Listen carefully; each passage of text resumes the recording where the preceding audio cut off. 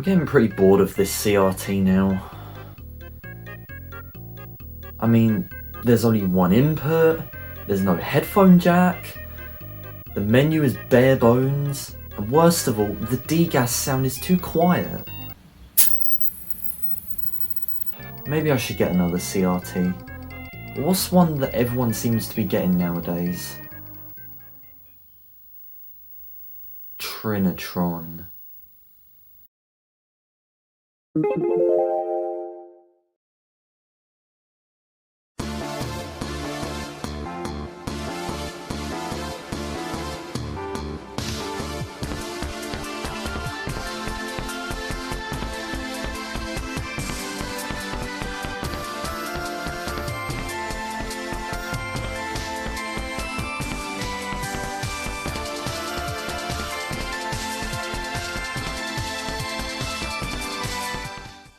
Yes, I got a Trinitron.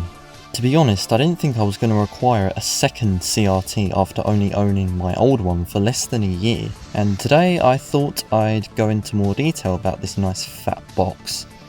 So, what is this exactly? Well, this is the Sony Trinitron KV-14FV1U. Sony, why can't you name most things properly? Like PlayStation, Walkman, Discman, these names are great. Anyways, this guy is from the year 2000, I think. It says copyright 2000 Sony Corporation on the manual, so I'll take their word for it. Now if you are familiar with Trinitrons, then just by looking at the picture tube, you'll see it's flat, not curved like other CRTs or even other Trinitrons. Which means this must be an FD Trinitron, and you'd be correct. These were essentially the last survivors of the Trinitron line, before the switch to the modern Bravia TVs that are still around today. The picture quality is what you'd expect from a Trinitron, and the picture doesn't warp or bloom as much, which some might say adds to the retro look. I honestly think the idea of a flat screen CRT is still quite impressive. Sony literally won an Emmy Award from the National Academy of Television Arts and Sciences for their work on such a thing.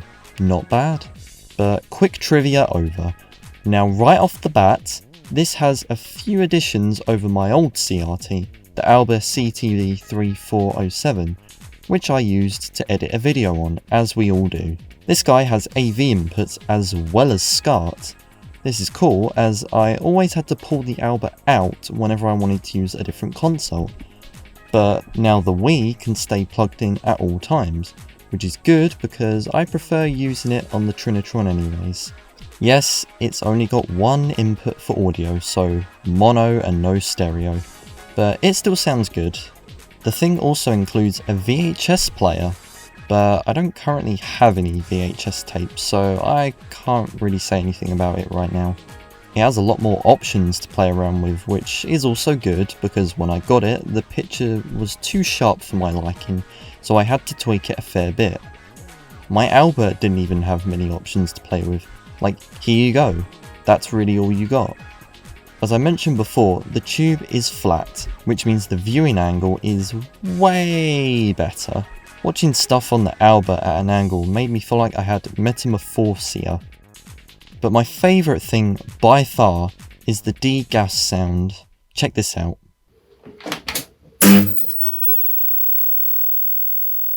Ooh. Now, I don't just want this video to be me praising this TV till the end of time. So, what isn't that great about it?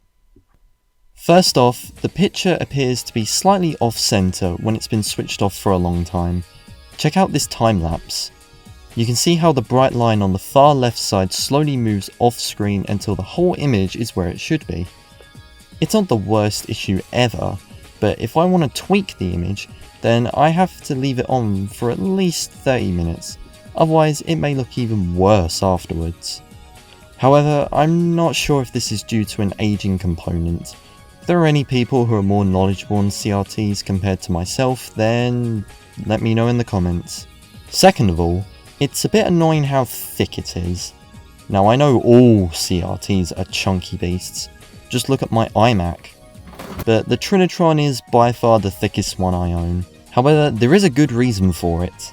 As I mentioned, FD Trinitrons feature flat displays, and the way it's pulled off is by making the electron gun at the back of the tube a lot longer. Apparently this also helps with corner focus, and I guess I can say that is true, as all areas of the image look about the same, whereas on my IMAX CRT for example, the corners are more blurred than the centre, so I guess I can sort of let this one slide. But it does make storing it a little harder. Also, yes, that's right, I store this heavy tank on a plastic set of empty drawers, which is where all my consoles are stored. Now, of course it won't fall, look how stable it is. Now, I just want to go over why I decided to buy another CRT after only owning my old one for less than a year. To be honest, I only really brought the old one for two reasons. One, because it was cheap, and it's all I could afford at the time. And two, simply to reintroduce myself to CRTs. Yes, this is not the first CRT I've ever owned. I actually had one years ago, way before I infected YouTube with my god-awful videos. I'm fairly sure it looked like this, and it was given to me by my nan. And I also remember why we got rid of it in the first place, and you may find this frustrating.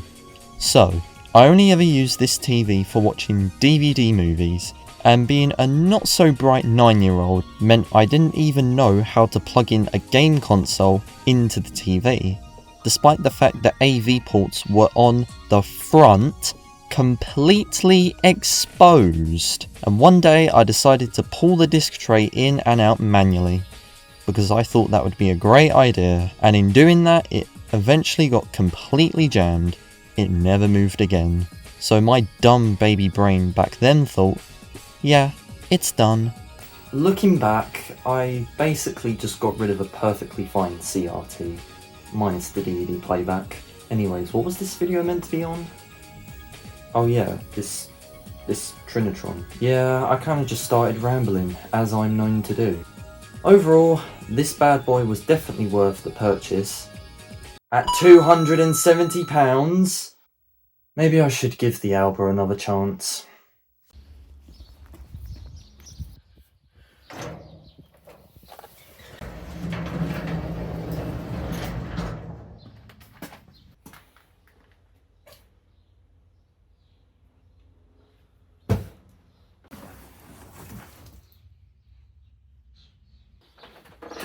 I'll never replace this TV again.